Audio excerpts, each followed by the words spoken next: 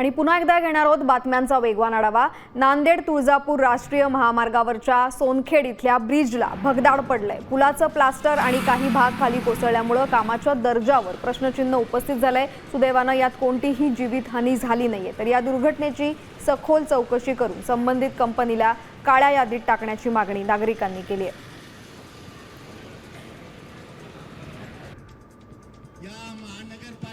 पुणे पालिकेमध्ये राष्ट्रवादी काँग्रेस पक्षाचा निधी रोखल्यामुळे नगरसेवक आक्रमक झाले। त्यांनी आयुक्तांना निवेदन देत प्रवेशद्वारावर ठिय्या आंदोलन करत जोरदार घोषणाबाजी केली। भाजपचा कारभार मनमानी सुरू असून मुख्यमंत्र्यांकडून हा प्रश्न मार्गी लागेल अशी अपेक्षा नगरसेवकांनी व्यक्त केली आहे।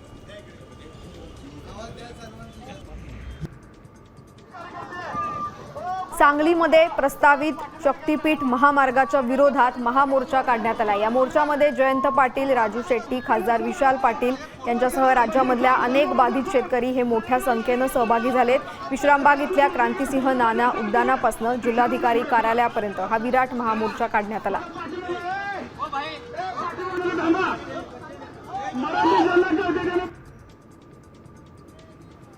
आदिवासी विद्यार्थ्यांच्या मागण्यांसाठी आदिवासी महासंघानं नंदुरबार जिल्हाधिकारी कार्यालयासमोर बेमुदत धरणं आंदोलन सुरू केलंय। अनुदान, भरती प्रक्रियेमधल्या मागण्या आणि स्थानिक भोजन व्यवस्था पूर्ववत करावी, जोपर्यंत मुख्यमंत्र्यांची चर्चा होत नाही तोपर्यंत आंदोलन सुरूच राहण्याचा इशारा देण्यात आलाय।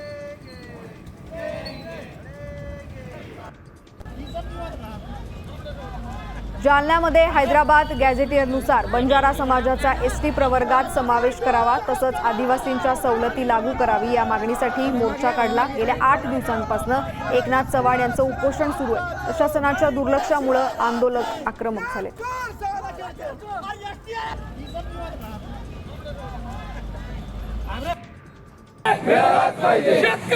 धाराशिवचे पालकमंत्री प्रताप सरनाईक यांच्या निर्णयाविरोधात काँग्रेस आक्रमक झाली आहे। त्यांनी तामलवाडी टोलनाका इथं धुळे सोलापूर राष्ट्रीय महामार्गावर रास्ता रोको आंदोलन केलंय।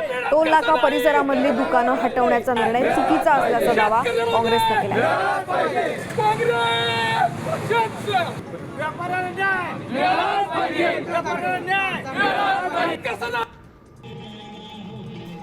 उल्हासनगर पालिकेबाहेर वंचित बहुजन आघाडीनं 31 घरं आणि मशिदीला दिलेल्या तोडक कारवाईच्या नोटिसा मागे घेण्याच्या मागणीसाठी आक्रोश आंदोलन केलंय। यावेळी राष्ट्रीय नेते सुजित आंबेडकरांनी उपस्थित नागरिकांना मार्गदर्शन केलं, तसेच नोटिसा मागे न घेतल्यास तीव्र आंदोलनाचा इशारा दिलाय।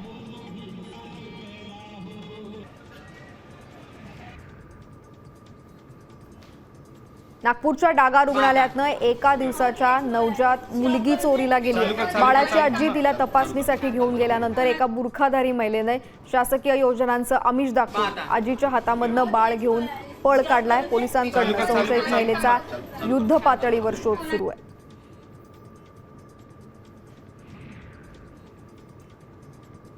अमरावतीमध्ये पोलीस आयुक्तालय परिसरामध्ये तरुणीचा पाठलाग करून छेडछाड केलेली आहे। हा प्रकार नागरिकांच्या लक्षात आल्यानंतर संतप्त नागरिकांनी त्या तरुणाला पकडून चांगलाच चोप दिलाय। घटनेची माहिती मिळताच पोलिसांनी घटनास्थळी धाव घेत या तरुणाला ताब्यात घेतले।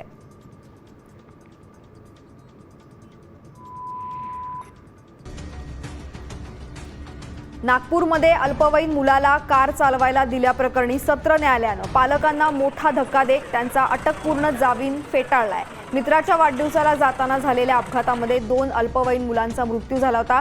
पुरावे नष्ट करण्याचा प्रयत्न केल्याचा संशय व्यक्त करत न्यायालयानं हा निर्णय दिलाय।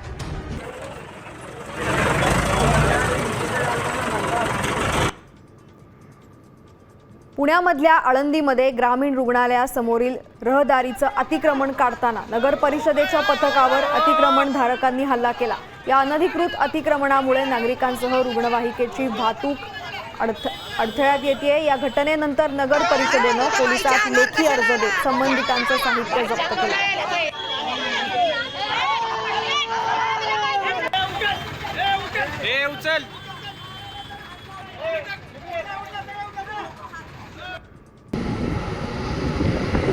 अमरावतीमधल्या महामार्गावर अपघात आणि वाहतूक रोखण्यासाठी बेकायदा ढाबे, हॉटेल्स आणि अतिक्रमणांवर कारवाईची तयारी सुरू झाली आहे। सर्वोच्च न्यायालयाच्या निर्देशानंतर प्रशासनाकडून सर्वेक्षणाचं काम हाती घेण्यात आलंय। नियमबाह्य बांधकामावर लवकरच बुलडोझर चालण्याची शक्यता आहे।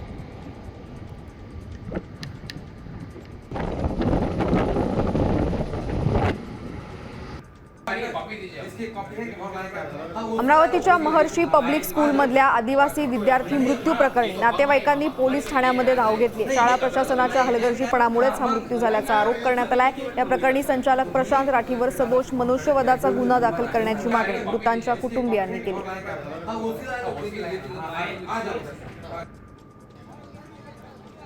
अंधेरीमधल्या मनसे कार्यालयाबाहेर रिक्षा चालकांची मोठी गर्दी झाली होती। मराठी परीक्षा उत्तीर्ण झालेल्या 6,000पेक्षा अधिक चालकांना प्रमाणपत्र वाटण्यात आलंय। मनसेच्या या उपक्रमामुळे परप्रांतीय चालकांमध्ये मोठा उत्साह पाहायला मिळाला।